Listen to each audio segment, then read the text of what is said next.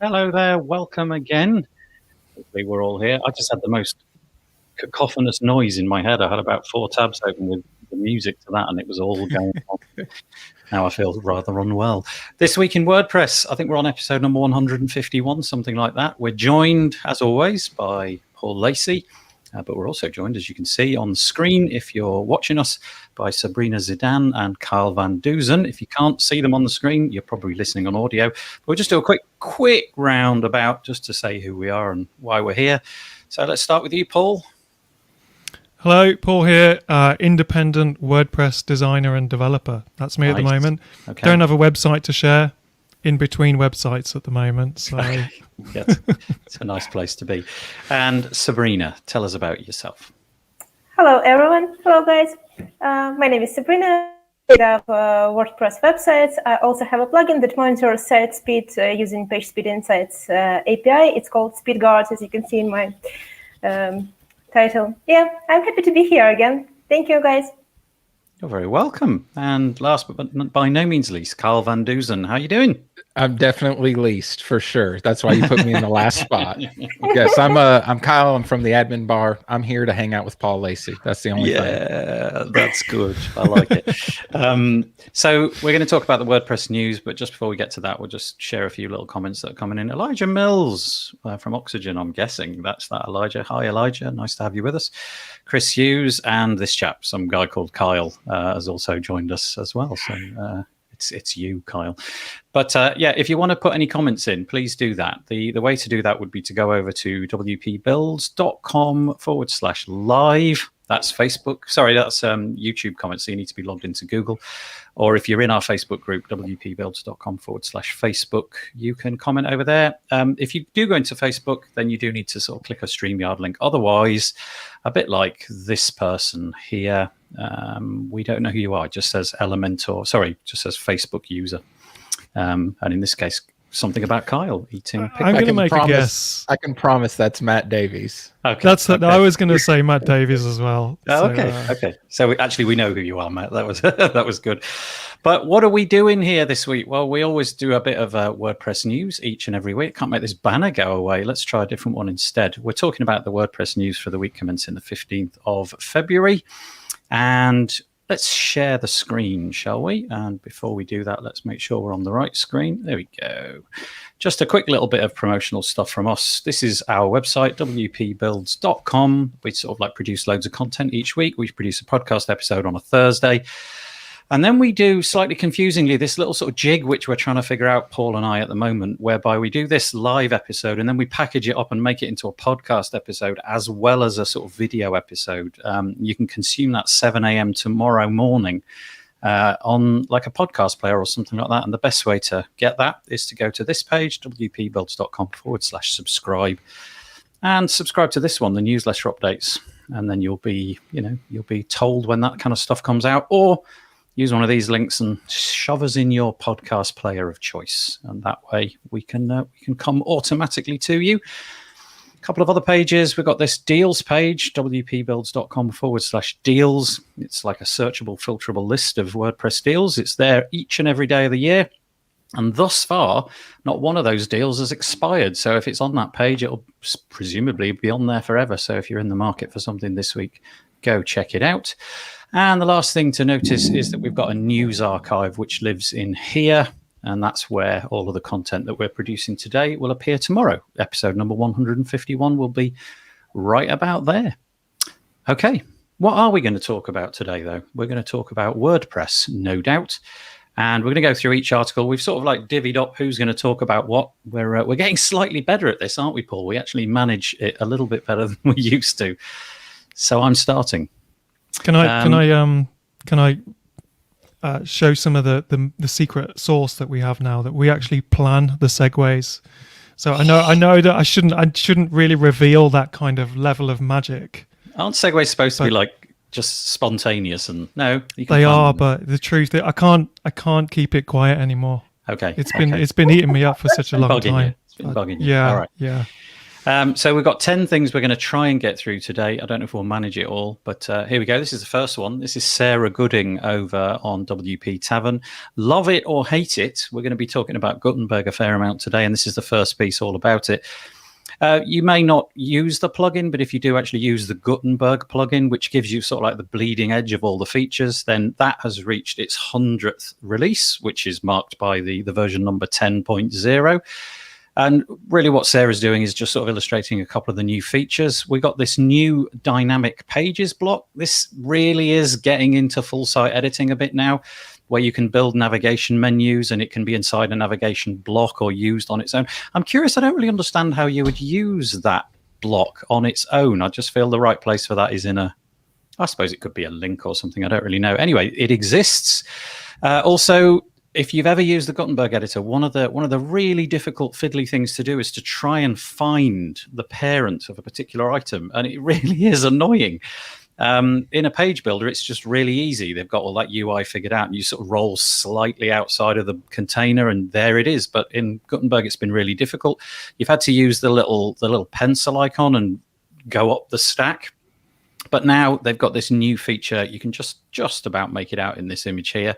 It looks like this, and it's the parent item selector. And as the Gutenberg layouts are going to get more and more complicated into the near future, Sarah makes the point that in the future we're going to get nesting support for paragraphs, headings, lists, and code blocks. They're all going to be allowed children. Then it seems like quite a good idea to introduce something into the UI that takes care of this. So yet again, another little niggle disappeared. Unfortunately, that little button looks like a duplicate button. I would have thought really that was to does duplicate something. Look like a duplicate button. Yeah, you're absolutely, yeah. Oh, okay, that's version 11. We'll have a new button which looks like a, yeah. Why doesn't it look like the previous one, which has just got the, the three little lines all sort of diagonally arranged? Don't know. Okay, and darker social links, a few little bits and pieces, but not a lot else. But the one thing that I wanted to draw everybody's attention, and I'm sorry, I'm going to get is it Ryad Benguela? Is that how you pronounce his name? I don't know. It's really interesting because he is kind of in charge of the whole shebang, really. And I just thought this comment, which I'm going to read in its entirety, which I don't normally do, but I'm going to do it because I just felt that kind of encapsulated the whole thing about Gutenberg really well. And it says, to quote, "With all the attention that the project received, it became difficult to discern constructive debate from mere opposition.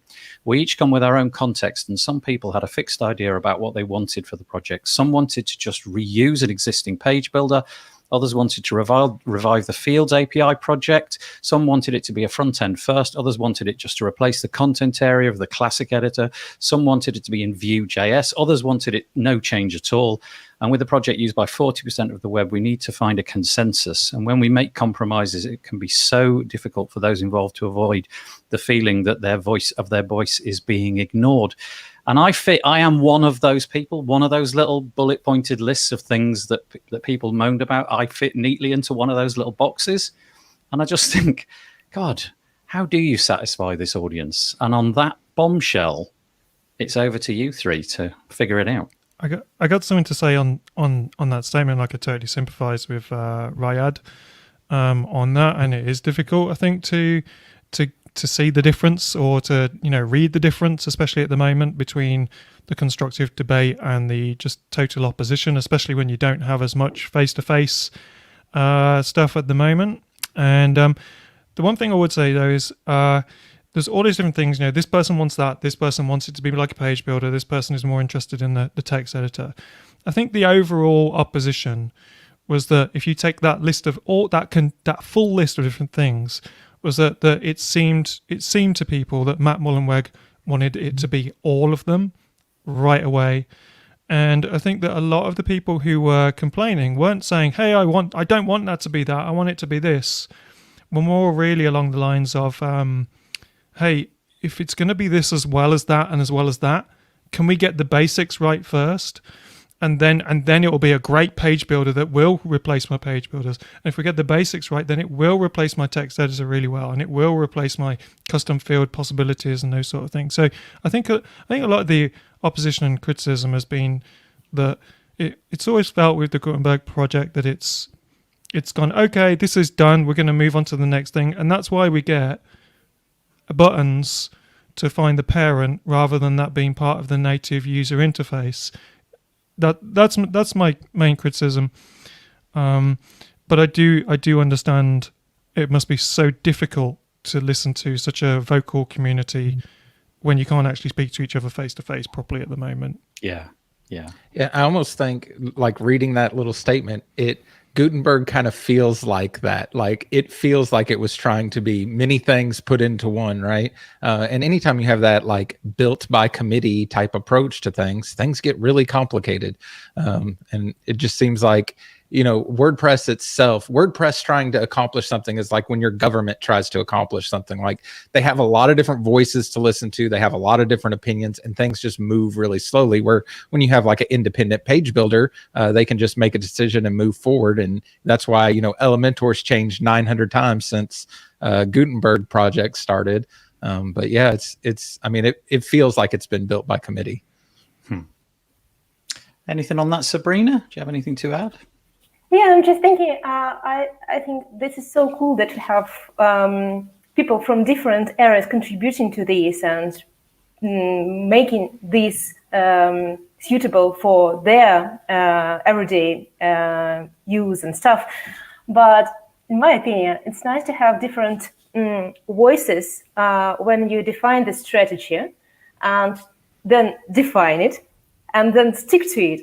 Because if you, like in Gutenberg, if you are changing your mind too frequently, this lack of consistency, even those people who were heard before, they feel that they are not heard this time, and another people are not heard that time. But if there is like some strategic path that you stick to, everyone is kind of know what to expect and have certain expectations.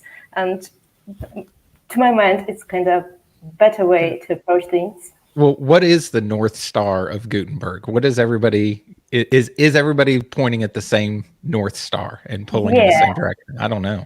Yeah, that's what I'm saying. I don't know where it is. Does anyone know? Yeah, well, the sort of broad outlines are that in the next release, by the end of this year, we'll have full site editing, whatever that looks like. But then for what kind of people? 40% of the internet kind of people. So that means literally everybody. It's a really difficult one to pull off. It's quite interesting. The article does develop a little bit more, and I'll read a little bit because it kind of chimes with everything you were just saying, Sabrina, because Riyadh says that he admits the project made a few mistakes along the way, but he also said this bit, which speaks to what you just said.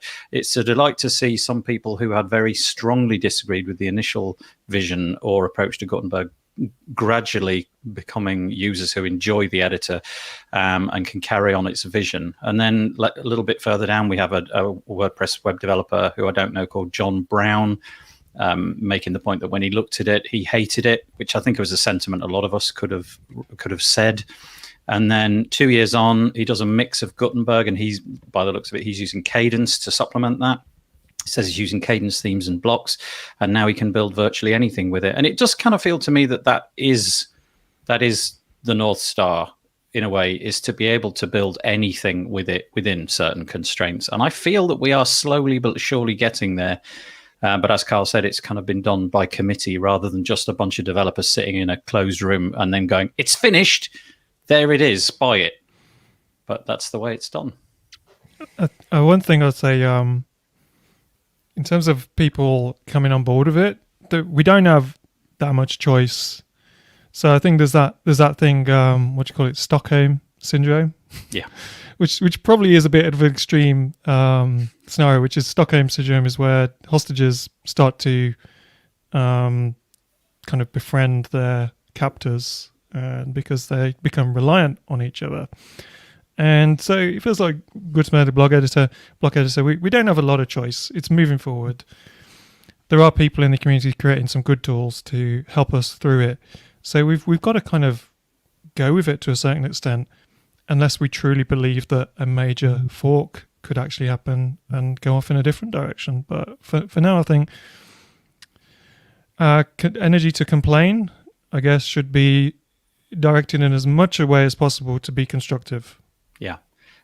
Matt Davis in the comments makes a nice point. It should be easy enough for a plumber to use and expansive enough for a developer to use. So almost impossible in reality to cover every base, he says. Just focus on the majority and go from there. And then he also makes the point that he really enjoys using it. I do as well, Matt. I basically use it just for text, really. Not trying to do anything complicated page-wise or site-wise yet. But for text, I find it's the best editor. In fact, over on a completely different project, I've been looking for a text editor to fulfill a certain need. And the Gutenberg editor really is sublimely good compared to all the other editors out there. You know, it does so much stuff. The one Achilles heel at the minute, it doesn't do the concurrent editing. You know, you can't be both logged in at once and watch each other typing, whereas some of the other open source projects do. But yeah, I felt that we had a segue there, Paul, and it escaped.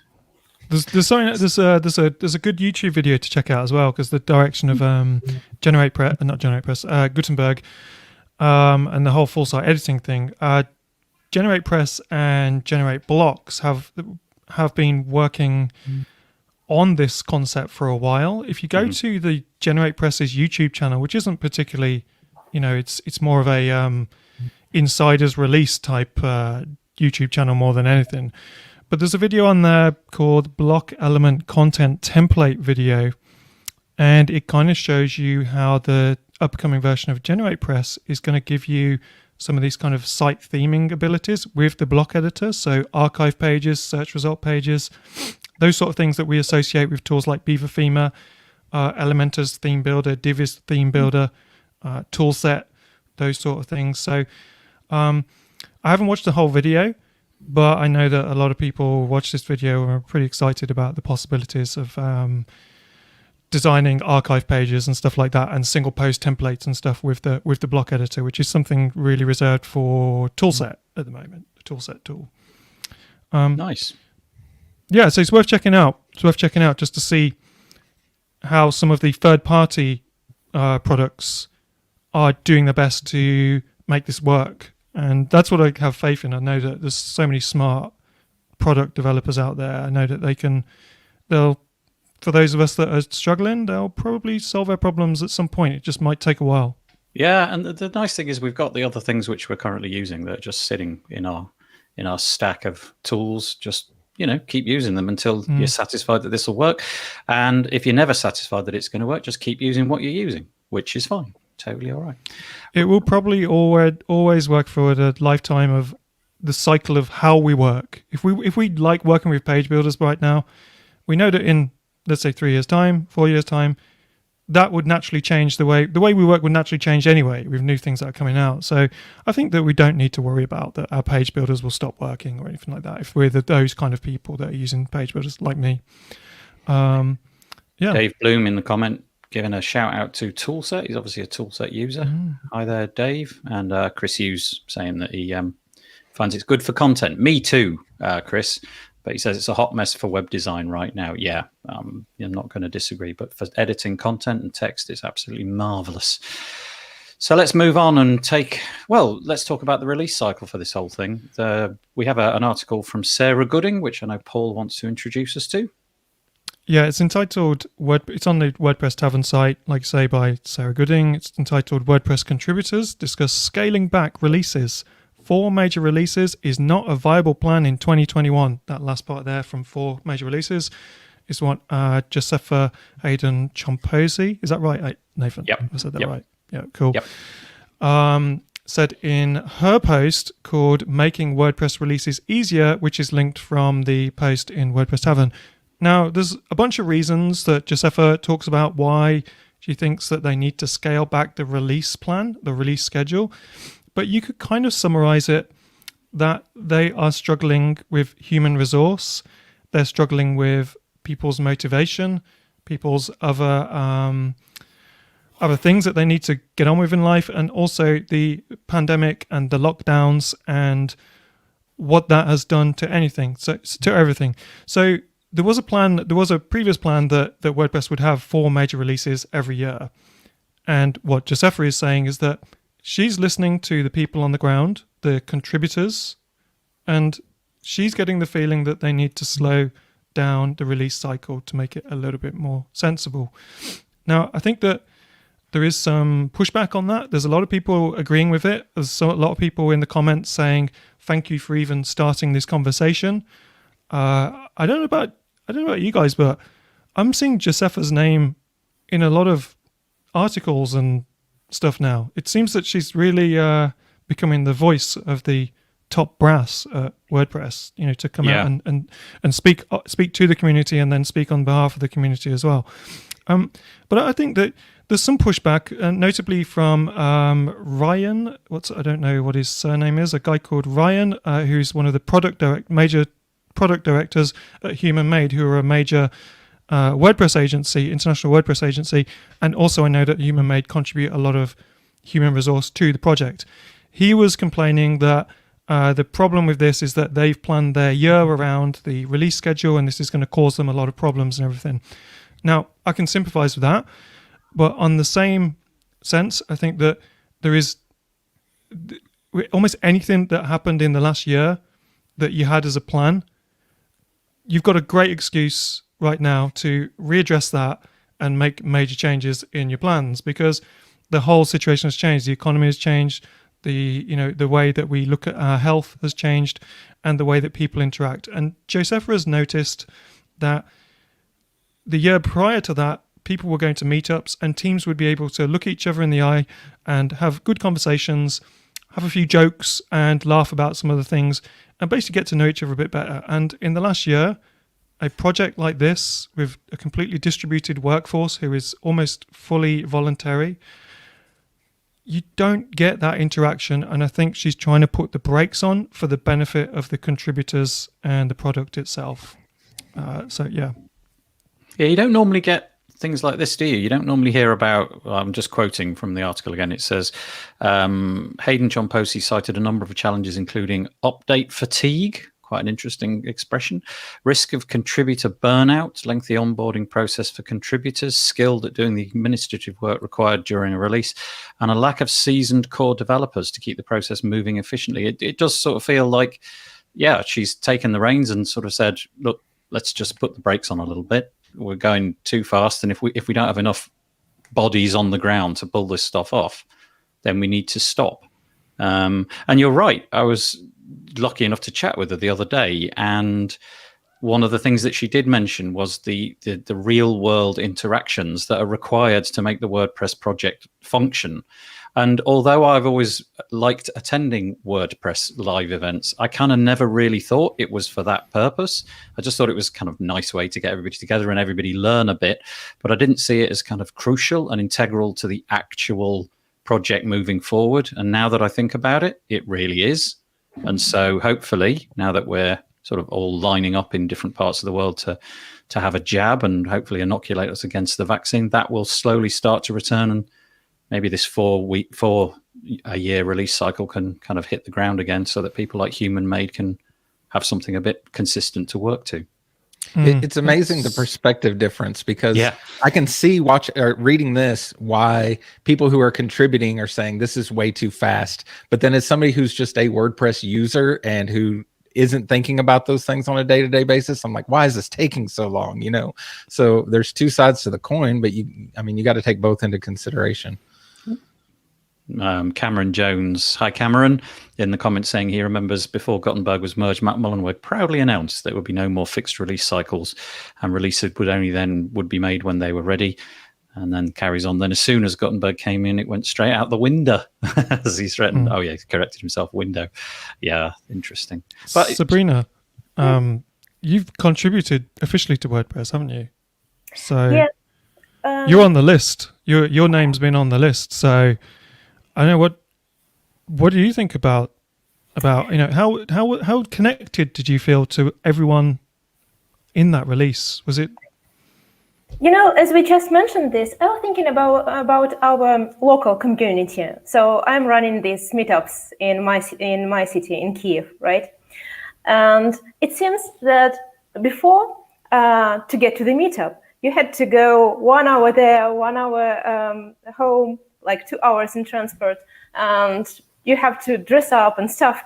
And now you can just turn on the link, right, and join the meetup. But we are not willing to do that anymore. People were more willing to spend 2 hours in the transport. A lot of people would come from other cities just to attend the meetup and have beers afterwards and stuff, because it's not about learning. It's not about when it's contributing, for example. It's not about contributing itself, but it's about like spending time enjoyably with people you like, with like-minded people. It's not about doing that specific work, but everything that surrounds it, like the feeling of being a part of something, being around your friends, even though you know just few people from here right now, right? I think this is such a nice point about like the general fatigue about being online. We just can't take it out of our lives and pretend that it doesn't exist. Yeah. I think the time that you have to celebrate the successes of the project, if you're a contributor, are limited to a tweet or something. Yeah. You know, versus being a contributor, then going to a meetup or a camp and meeting some of the people on the list that you saw in the Slack conversations, saying, "Hey, we were part of the release," you know, and having that kind of extended celebration. That doesn't happen at the moment, and I think that Josefa's doing the right thing. I get, you know, the chap from Human Made, because they have financial, they commit financial resource to it and everything, but Josefa is the one whose head will roll if it all goes wrong. So she's at the top there going, oh my gosh, I'm guessing all the pressure from Matt Mullenweg, then there's the stuff from the community, then there's the fatigue, and at some point you say, I don't know what to do with all this. Let's just slow down, and then we can figure out how we fix this whole project and make sure it's healthy, because I know that part of her job is to listen to the contributors and to make sure that they've got everything that they need to be able to do the job that the community wants them to do. And this is, to me, her response. Let's slow down. It's a heck of a job, isn't it? That she's got really, really big job. I wouldn't like that job. No, it's a big job. It is a big job. No. Okay, let's move on. That was a nice piece. I enjoyed that. We're going to move on to talk about. Well, check this out. This is kind of cool.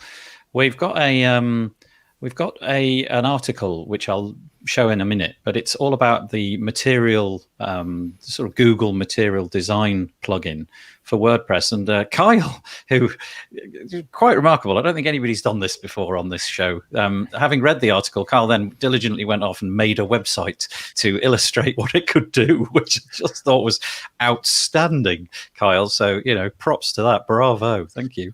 That's typical Kyle, though. That is, for anyone who doesn't know Kyle, everyone who does know Kyle knows he's just able to pull rabbits out of a hat at any moment. So, Kyle, I just want to ask, why have you not finished the Gutenberg project for us? Because that was one of the previous articles. Couldn't you have just done that as well? Nobody asked me. Kyle's been up since 4 o'clock this morning. He's had plenty of time to finish Gutenberg. Let's be honest. Come on. But we'll come back to your site, as Kyle probably wants to talk about this a little bit more. But the article in question, I don't know how I ended up with 9 to 5 Google. This is not even a website I've come across really before, but it's a website dedicated to Google, because on this occasion it is right in the wheelhouse for that. The article's entitled "Google Bringing Material Design to the Web in a Significant Way with WordPress Plugin." I've not used it. Kyle's obviously got the only real contact with this, but I'm familiar with the sort of the UI elements because I have an Android phone, and the material design is just everywhere on Android. You know, basically, if you create an Android app, you're going to use their material design and all of the things that are pre-packaged in Android. And so they've decided they want to push this out into the web. You know, I really do like it, actually. That is to say, I like material design, this whole sort of framework. You know, I love Google products, their Drive and Gmail and all that kind of stuff. So having this as an option in WordPress as a plugin seems pretty neat. But Kyle, you can tell us whether it's any good or not. Yeah, so I mean, for me, when I saw the things we were going to be covering this week, and I saw this was available and it's free, I thought, well, I'm going to throw it on a Cloudways install real quick and just see what it does. And what was pretty interesting about it is you install the plugin. It has a really good onboarding process. So you install the plugin. It asks you if you want to put in the whole theme and everything. You say yes. It asks you if you want to put in demo content. I said yes, and this is what it spits out here. And so the onboarding process is pretty nifty to get all this going. This was a couple minutes worth of work, and all of this is here. They've done a lot of work inside the customizer to really tailor all this to fit within this design system, right? So they give you a few different options inside the customizer where you can click through different like font pairings or color combinations. They have some like preset ones ready for you. But then you can also go in there and change all those things on your own.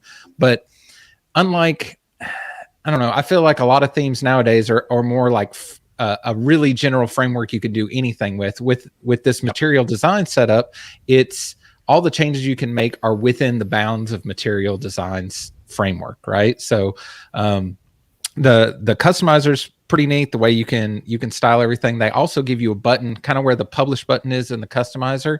It's like a blocks page. You can click on that and it opens up a page like you might make a style guide on your website where you can see what all your headlines look like and buttons look like and all that. They've basically done that, but with all the blocks that come part of this material design plugin. So you can see in real time as you're changing things how it changes all these blocks. And they have the global settings for rounded corners on things and where headlines are in cards and stuff like that. So it's a pretty interesting little thing. Now, to me, when you just spit this out right here, this looks like a Google help doc, and I don't really necessarily want my business website to look like this. But there's no arguing that like if you use their color palette and the typography that comes in here and use the system, your website's going to be very user friendly. Like anybody can load this up and know how to use it right away.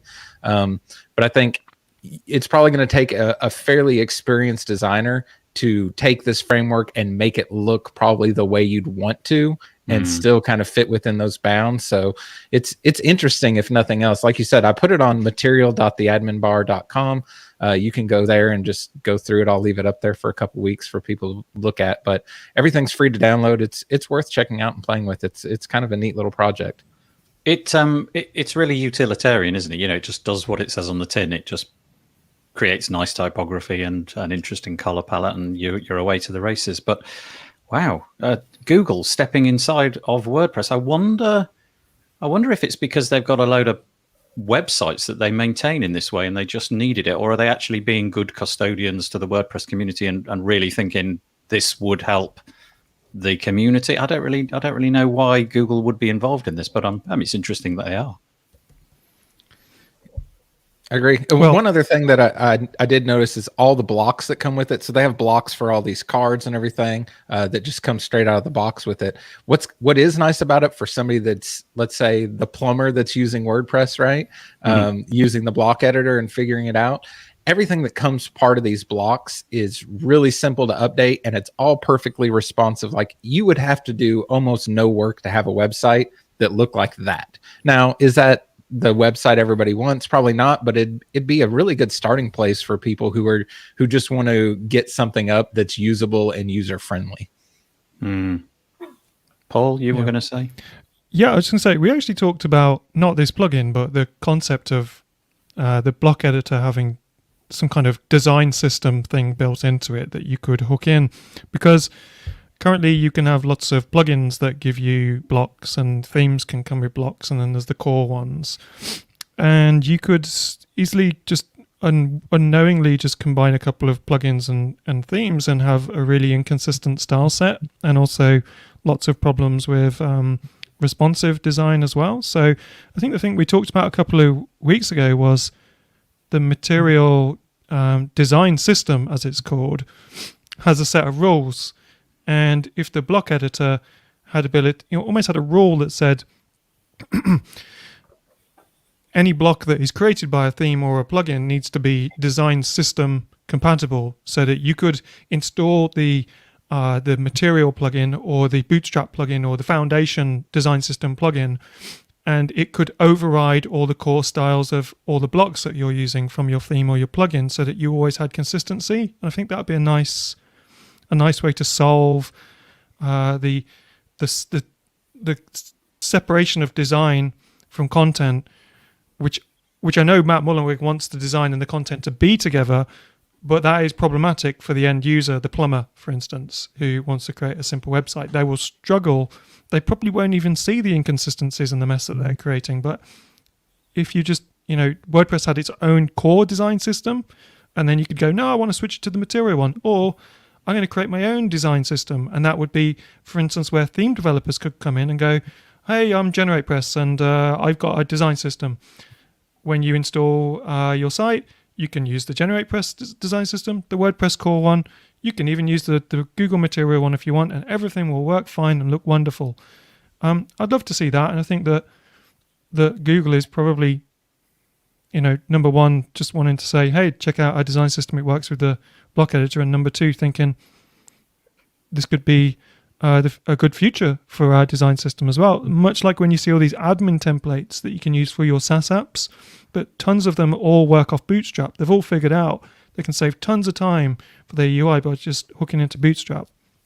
So nice. I'm imagining it's about 10 o'clock in the morning over there in Texas. So Carl's probably got 7 or 8 hours just to knock that system up for you, Paul. Before tea time, as we call it in the UK. Coming to Gutenberg in 2031. Yeah, that's right. Matt Davis makes the point in the comments, the more that Google impart their knowledge and skill set into something that powers 40% of the internet, the easier it is to to gently bring people into their own systems, analytics, ads, etc. No reason why they wouldn't contribute massive benefit to them. Yeah, good point. We're all conservant with the URL, the UI that they prefer. Yeah, Chris Hughes says this plumber is getting a lot of airtime this week. Maybe we should. Yeah, can we have a plumber on next week and just watch them build a website in Gutenberg? Special edition episode. Watch a plumber build a web. Yeah, and we'll ask them. So what do you think about your website for getting the leads? They'll be like, I just use Facebook. That's right. Yeah. And I'm booked up for the next 6 months. Yeah, that's right. Yeah, don't need a website. I just use Facebook. Anything on that, Sabrina, before we move on? I don't know. Maybe this is a step to compete with Wix. This material design plus WordPress, and then you make like your service offering plumbers to make their website. On the base of material design and WordPress, and without much designing and stuff. Isn't it a step to compete Wix audience? Yeah, it's an interesting point, because Google, if you've got their, well, it used to be called G Suite. I can't remember what it's called now, something like Google Workspaces or something like that. If you've got that, you do have access to this site building technology, don't you? I think it's at sites.google.com or something like that. I don't know anybody that uses it, but it'd be interesting if they're planning on moving into WordPress. They've got the cloud architecture to quickly spin up a WordPress website in the background, and if all of their UI is in there and all of their bits and pieces. Well, I don't even think you have to have Workspace for that, because I know a lot of people here in my community that don't spend money on advertising. They'll set up their Google My Business listing and then have one of those Google business sites. Okay. That's their own little builder. Yeah, it would be nice, Matt says, to have a Google Sites system move into partnership with WordPress, where it would certainly make it a lot more palatable for us. But thank you, Carl, for making the effort to do that. That was really cool. I feel like we've got a high bar, Paul, from now on. Every time we come across an article, we've got to create a website that demonstrates what the plugin can do. It literally took 5 minutes. Okay, that's good. But I'll take the credit for it. Yeah, that's good. Okay, I just hope, Nathan, that if we were to discuss something like WordPress performance, that one of our panelists might have even done an entire talk and a blog post about it, but we'll see. I guess. Yeah, wouldn't it be great if one of our panelists today, because we do want to talk later about like the speed and optimization, if they built a plugin, in fact, to give you insight into how fast your website, that would be good, wouldn't it?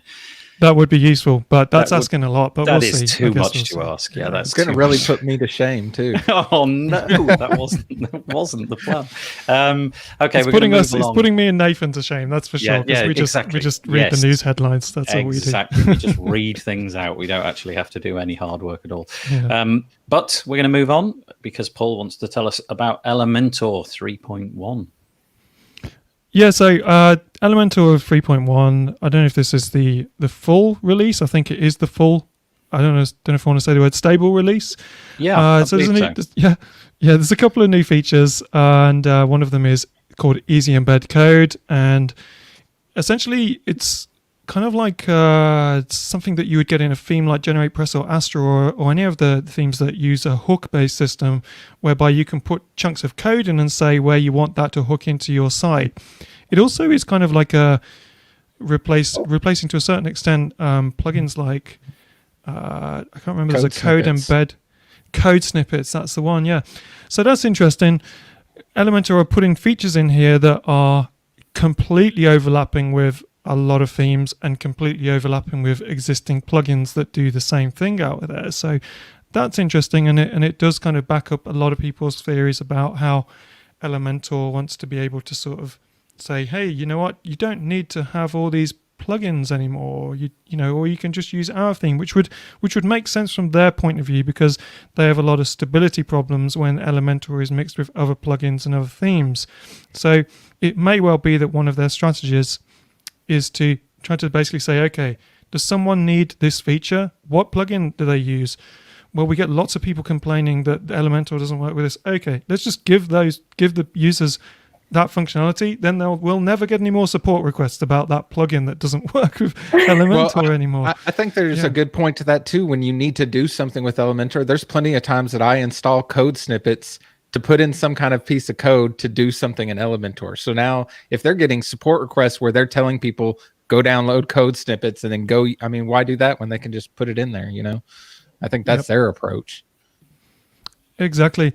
They've also in their blog post talked about improved asset loading. So they want get faster page load times, and it's what they're calling an experiment. So I think that some of the features that they put into the actual stable releases you can turn on and off as kind of experiments, a little bit like with G Suite has kind of experiments and stuff like that as well. It does seem though that every release at the moment is addressing something to do with performance.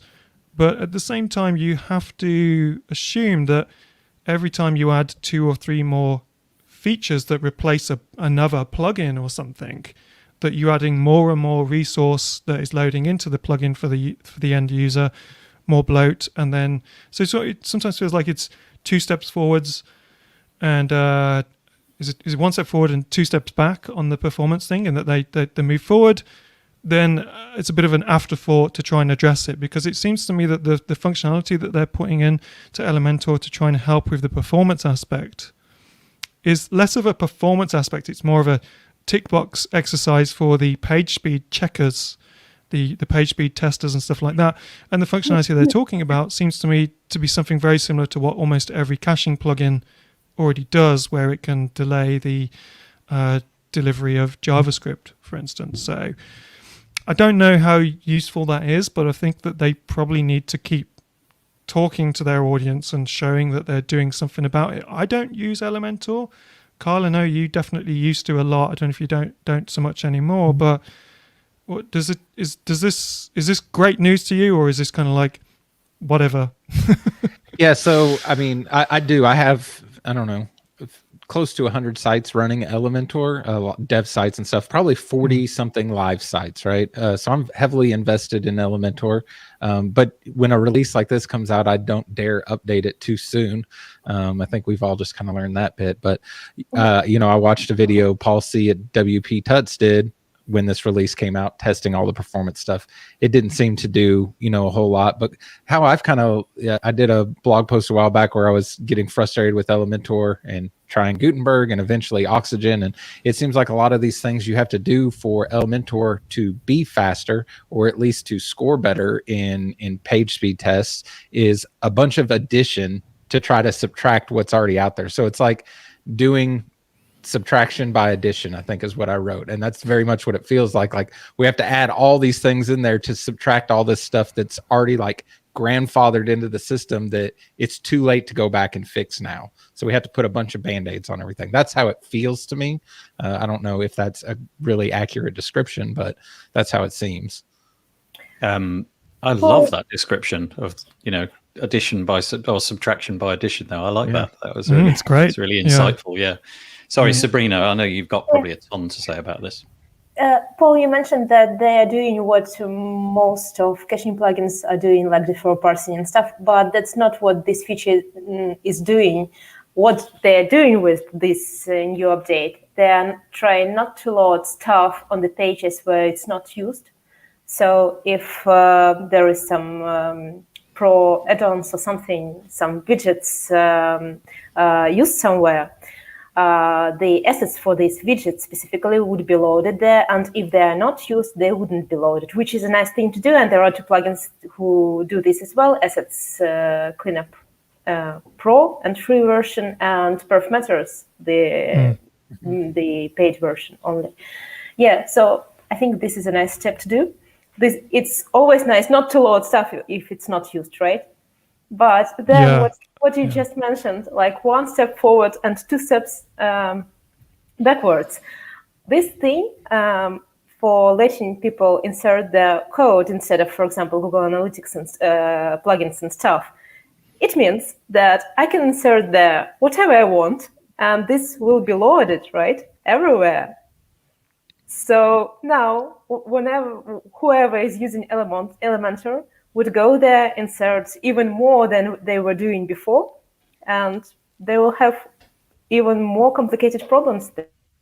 Yeah, that's a good point. There was a sorry, just to interrupt ever so quickly. There was I can't speak to the Elementor UI, but there is a condition button I can see in the UI. So you may be able to add a condition to say, I don't know, load on a particular custom post type or with a category or maybe a particular URL. So it may be possible, but maybe. I can't. It is. All their condition engine is like that. So you can do what they're showing is the entire site, but you can do page by page basis, categories, blog posts only, whatever. There's tons of conditions you can do in there, but will people go do all that? I'm not sure. If you know what you are doing, right? Yeah. It's easier to hit everywhere, the entire website. Yeah, because then you can't covers go all wrong. your bases. Right. Yeah. It feels like we've got ourselves another segue here because we're talking about speed, in this case Elementor, and we want to carry on talking about speed because we've got this article by somebody, Sabrina Zidane. Is this your WordFest talk, Sabrina, that we're looking at? Yes, it's the recording from my WordFest talk. Okay, so it's entitled "How to Speed Up WordPress Sites: 5 Popular Recommendations That Don't Work." Now, the reason I have to say, to be perfectly honest, we didn't intentionally include Sabrina's article because she was coming on the show. I actually put this in at a time before we knew Sabrina was coming on the show. It's a really nice bit of synchronicity. But what I really liked about this when I first came across it at your actual WordFest talk was the sort of the way that you flipped it upside down, because everybody's always talking about how the 5 things to do. Yeah. And you're talking about the 5 things, basically just ignore those. That's complete rubbish. So do you want to just run us through what it is that you talk about in this video? The sort of headlines, if you like. So there are 27 minutes of me talking in 1 minute. It's just do not follow advices bluntly. Just think what you are doing. That's it. For example, what we just mentioned, the one of the very commonly used advice, just disable unused plugins, right? But that's what Elementor is doing, right? You guys don't need all those plugins. Just use Elementor. But would it really benefit the performance, or it won't? That's one of the examples. You had some other examples about upgrade your hosting. If in doubt, pay more money. Just give your hosting company more money. Yeah, of course. If you address your concerns, so you have concerns about your site performance, and if you address those concerns to your hosting provider, what they would say? They would say, just upgrade your plan, right? If you address these concerns in a hosting group, there will be tons of other hosters who would come and tell, just come to our hosting and you will have your all problems resolved, right? So the advice depends on who it's coming from. It's a really nice video. As Sabrina said, it's about 27 minutes long, but it's going to unteach you a bunch of things that you've probably been told 1,000 times and have just assumed to be true. And a bunch of things you waste time on. Yeah. And resources. Yeah.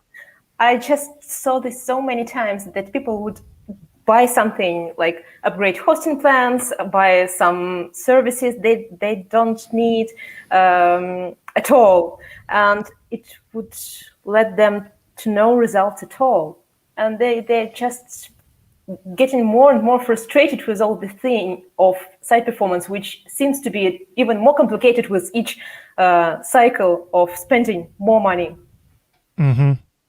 I've got a question, actually. A lot of us don't like the Google page speed test because it gives us, what we feel is harsh scores on the mobile. But what is nice about that test, really, in a way, is that the reason it gives reduced scores, and I know that it's not all about scores, but the reason it gives the reduced scores is because the mobile simulated test that it does is kind of simulated to be throttled, almost like. So yeah, you can test your website in mobile mode on your desktop and it seems to load super quick and all that kind of thing.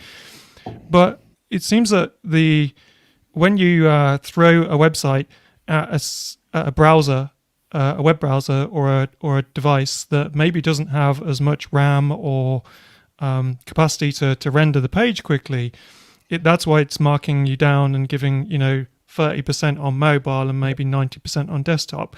And so the question I've got is that no matter what your hosting is and stuff like that, if the code output and all the files and the CSS and the JavaScript and all these different things that are loading in and the handshakes that you describe in your talk, where it goes and talks to MailChimp and MailChimp says, hi, I can see you. Yeah, you're cool. And then it goes back to the website and the website goes, cool. Okay, let's display the thing.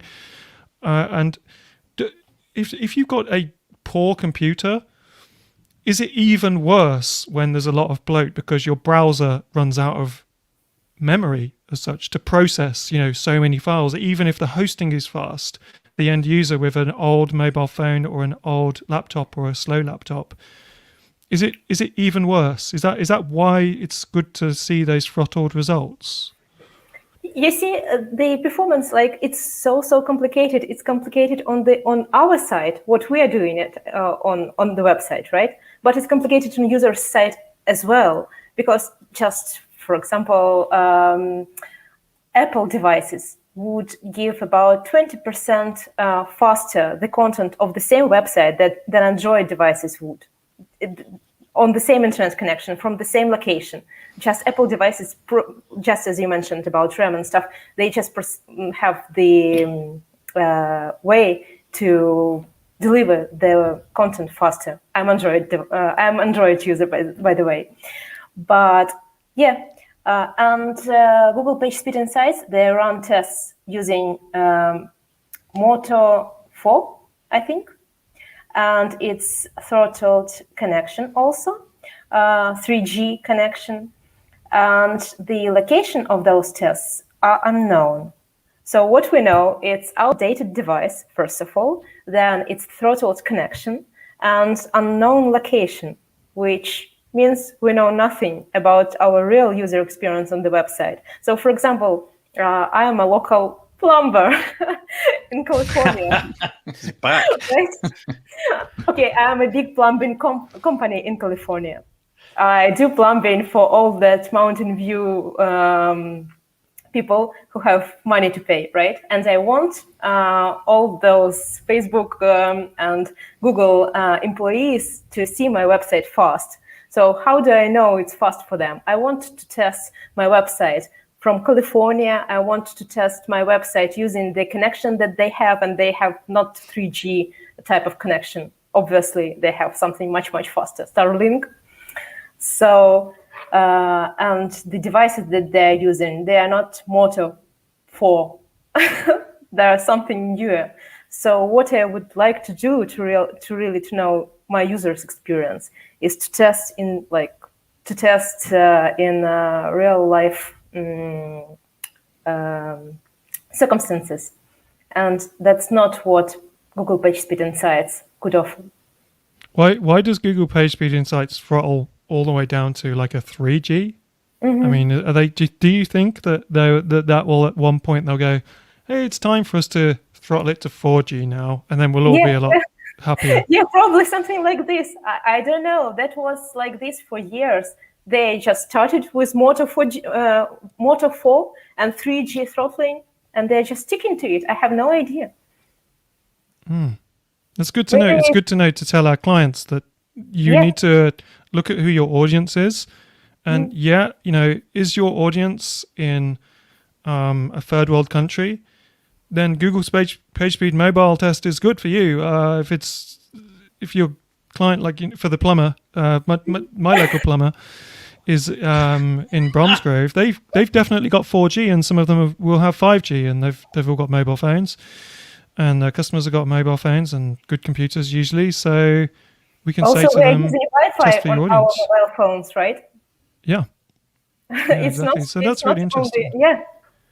I guess I don't ever think of those PageSpeed Insight scores so much for the user experience. I'm more worried because this is Google's tool measuring this, how this affects how they view my website from the SEO perspective. So if I'm getting really crappy scores using their tool, is that going to negatively affect my SEO? So that's what I mean.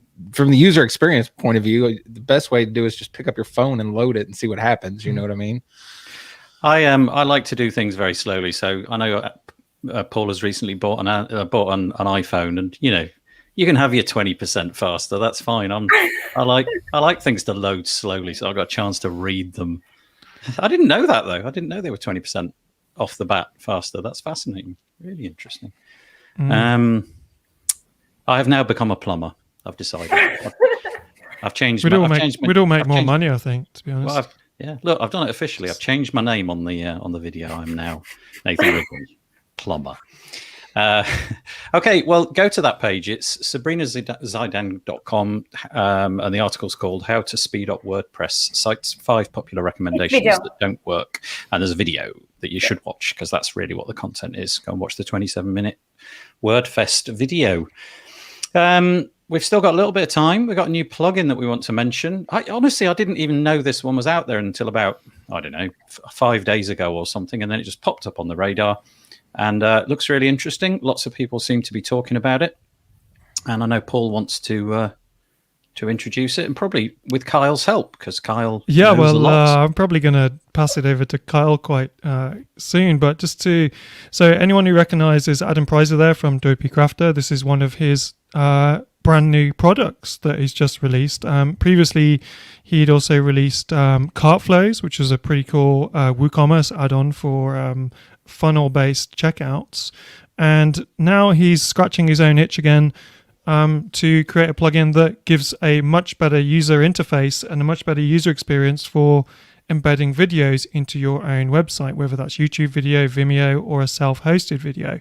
Now, the most interesting thing to me about this whole product when it launched was not the product, even though I am really interested in it and I have bought it, I'm pretty excited about it, was to read that Adam had teamed up with Andre Gagnon, who is the creator of Project Huddle, and also the co-creator of Docket WP, Kyle, your product as well.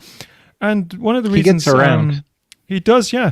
One of the things that was interesting, I thought, how does Adam and Andre know each other? I just didn't feel like they were in the same kind of circles. So I did drop a couple of messages to Adam, and he was kind enough to get back to me, and he told me that he and Adam went to a WordCamp for the first time. It was at St. Louis, is that right? Yeah, WordCamp US, yeah. WordCamp US, and he met Andre there, and they got on really, really well, and they kept in touch ever since.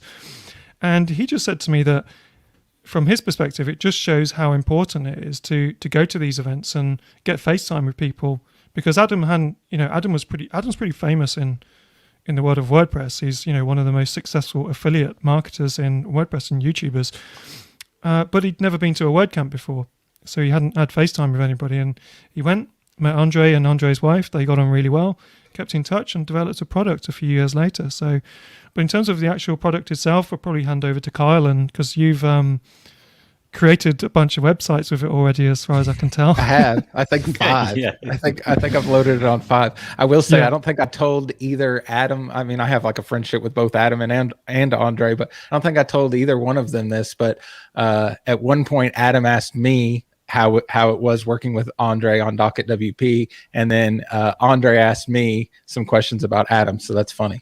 Yeah, they're both really good people. And they still ended up working together. I know, even after everything you said. After everything I said about both of them, when they first told me about this, it's been a month or two ago, and I saw a little sneak peek of what it looked like. I thought, okay, that's cool, but I didn't really see. Like, this didn't seem like it was for me. I'm not doing a bunch of video stuff. So I didn't think a whole lot about it. I thought it was going to be something really niched, right?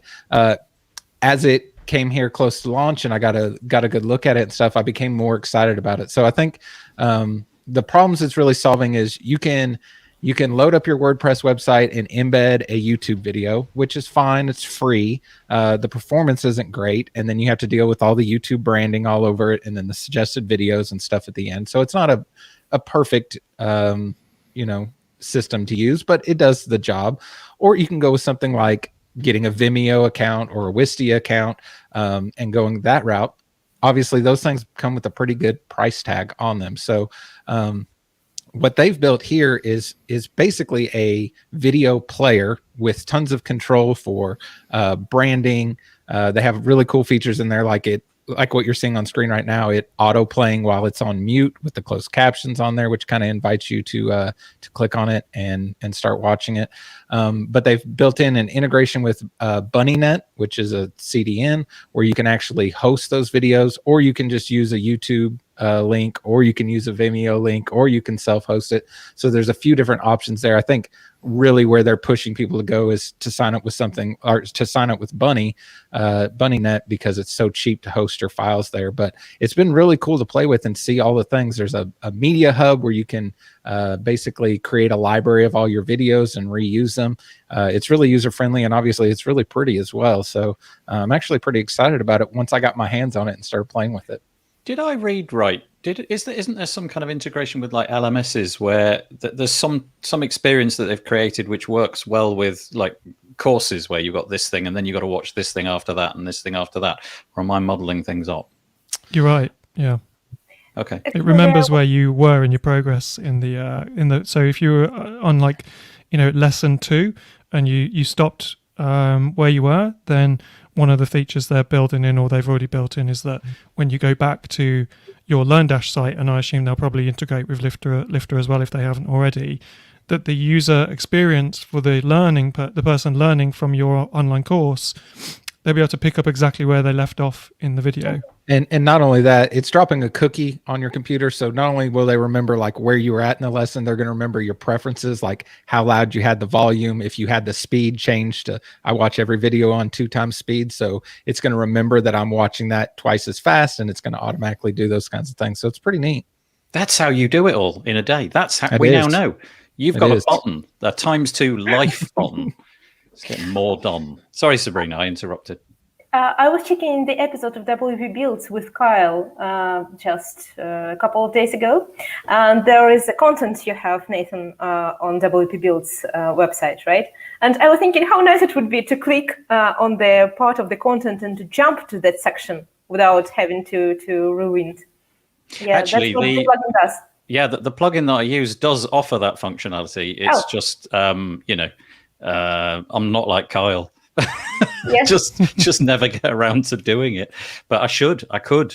We did actually start when we started the WP Builds podcast. We did do that. We found the different bits in the audio, but I quickly realized that literally nobody used it. They just listened from start to however far they got, and that was what they did. But yeah, you're right. I mean, especially for courses and things, if you're breaking up content that's kind of, it's crucial that you know exactly where you are. You might maybe just want to miss a bit out because you clearly don't need to know that bit. You already understand it. That would be really crucial. Yeah, I think it's really helpful on tutorials, right? Where you might need to jump to a certain part and rewatch something. But yeah, it's a pretty neat little plugin.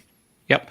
Lots of nice comments about it. Chris Hughes in the comments saying it's great. Oh, sorry, Sabrina, I've cut you off. It's great. Picked up 50 license plan, using it on 10 to 20 client sites fairly soon. Mainly thank you pages and ordering and onboarding. Nice. Chris Hughes just cannot resist stacking. He loves to stack, this guy. Yeah.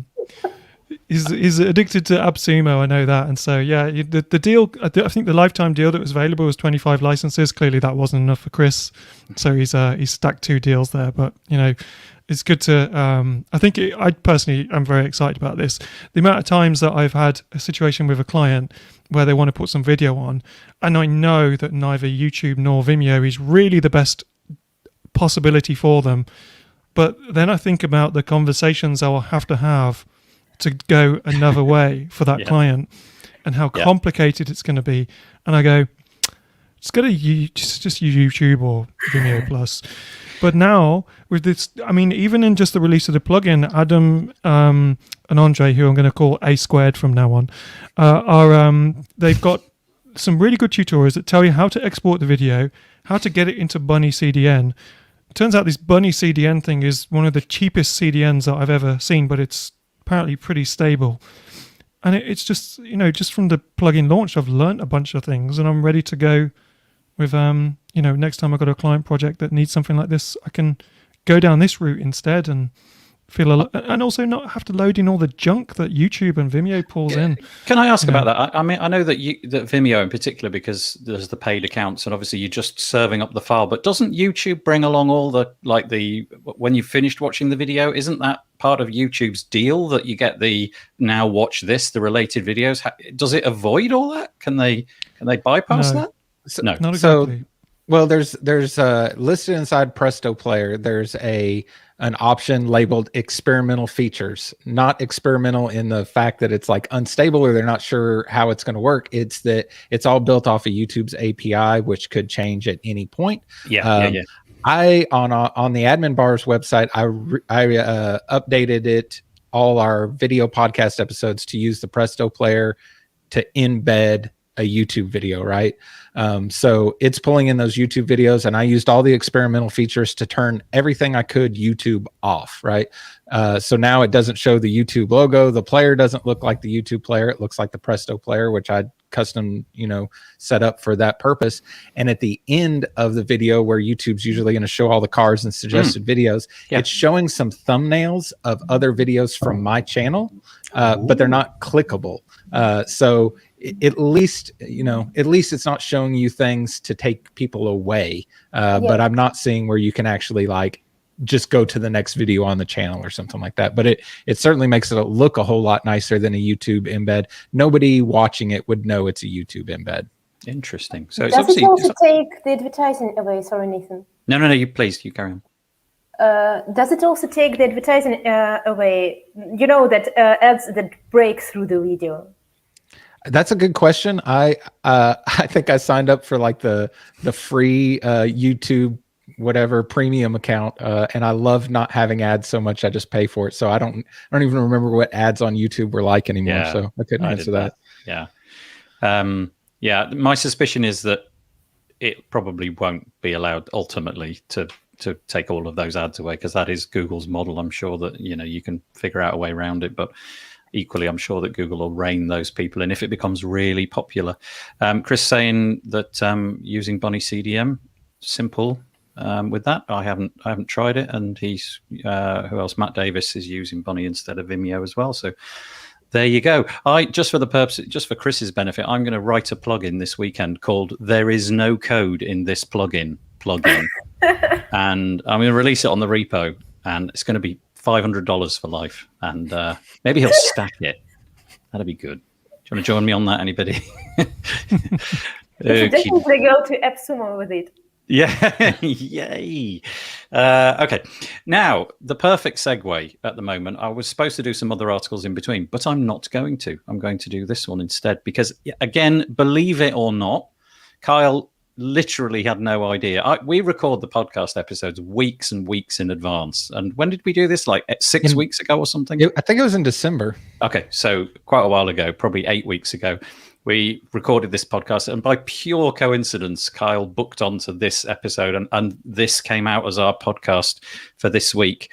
It's by you guys. It's you and Andre. So pivoting slightly, but Docket WP, which I incorrectly called WP Docket, I think, in the podcast. And tell us about it. Yeah, so I approached Andre sometime after around summer last year. I think we all have processes for the ways we do things. In this particular case, I have a process list set up for when I'm launching a WordPress website and the 900 different things I need to check to make sure I didn't screw something up. But the problem was having to switch back and forth between apps to go find this checklist over here, go back to WordPress, do this one thing, go back to this other tab. So I asked Andre, how difficult would it be to make a little checklist that I could pop up inside WordPress? And he said, no problem at all. And then I complicated things very greatly from there. But basically that's Docket WP allows you to create and manage and use checklists, specifically kind of built for process type checklist without having to leave WordPress. So things like optimizing a blog post or launching a WordPress website, all those things are right there.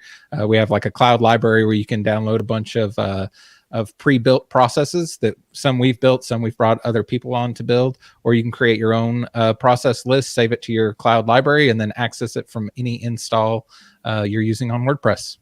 So if you've got a process which you just go through habitually every time you set up a WordPress website, you could go in, install the plugin, download that list, and all of the things that you want to do are done. But you could also push that towards your client. You use that as a checklist for them for creating blog articles and setting up their SEO correctly and all of that kind of stuff. But the killer feature that I really like was the sort of third-party stuff, the ability to download the experts in other areas. Like, you've got Pete Everett. I don't know if that's done yet, the SEO side of things. On there. Yep. And various other people. I think Matt Davis, who's in the comments now, is he on board with that as well, or? No, I've talked with him about it, but he doesn't have one in there. We have there. You're looking at the list of everybody right now. So yeah, there's a bunch of, we call it like our official library. So there's a library of checklists that are already in there for all kinds of different things. And the idea is you can bring those in and at least have a starting place. I think there's a lot of like small one-person agencies like me that are like, oh, I kind of have imposter syndrome saying like, this is the process for doing something. Like, who am I to say that? But this will allow you to bring in somebody else's process, and then you tweak it to however you want. You can edit all these things, save your own copy, and then you're just able to repeat these processes every time instead of forgetting to uncheck discourage search engines from indexing the site, which we've all done. And look, we got Elijah Mills from Oxygen saying that he's using it on a site right now. It's great. Able to convert the entire scope document to dos, and I can pull it right inside the WP admin. Should mention the URL. It's the URL for the podcast you probably don't care about. You probably care about the product URL. It's called docketwp.com. That's it. And go check it out. Nice. It's one of the things I love about WordPress is ever so often things come out and you get very excited about them, and only in WordPress these kind of things sometimes, it's been a long time, I think, since we've had a lot to get particularly excited about. There was a few years ago where, every day there was something cool coming out for WordPress that we could buy, and but it slowed down a lot. And I like the sort of maturity of where a lot of these products are going from a user who's bought so much junk in the past as well. But I think for anyone who doesn't know Andre Gagnon and his Project Huddle, I think everyone who is aware of his product knows how quality it is and how well created it is. And I think that, that's why, Kyle, you probably reached out to, Andre, because first of all, you got to know him a bit, but you knew that he would produce a product that was absolutely quality and you'd be able to work with him. And I did speak to Adam about that.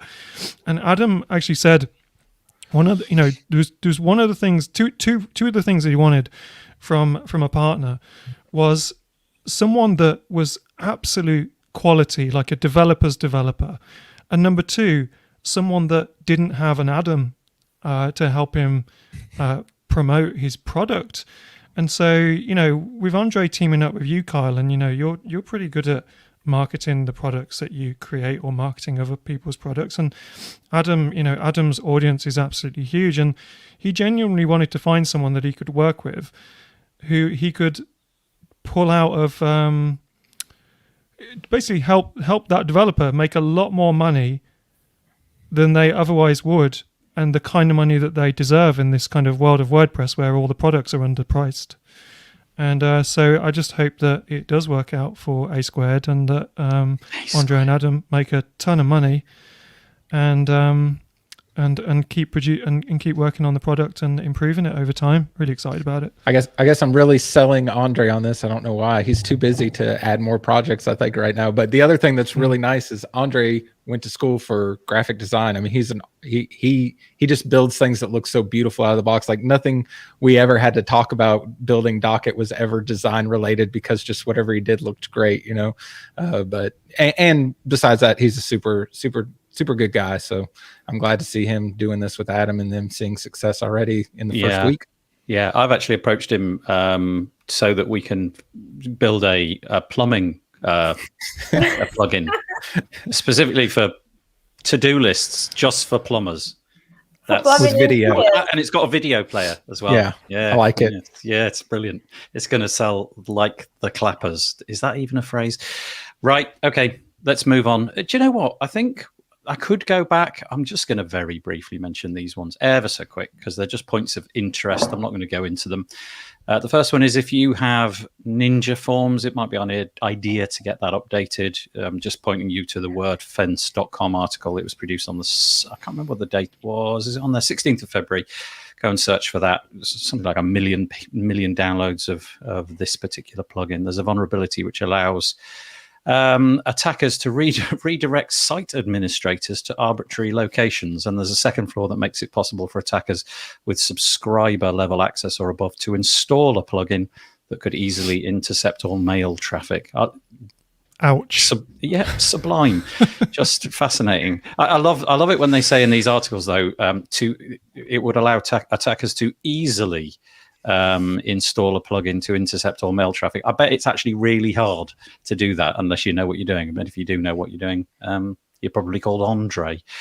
Right. And the very last one that I wanted to mention probably was this one. Paul, have we got time for this, do you think? I just don't want to tread on anybody's toes. You may as well now. It'll be yeah.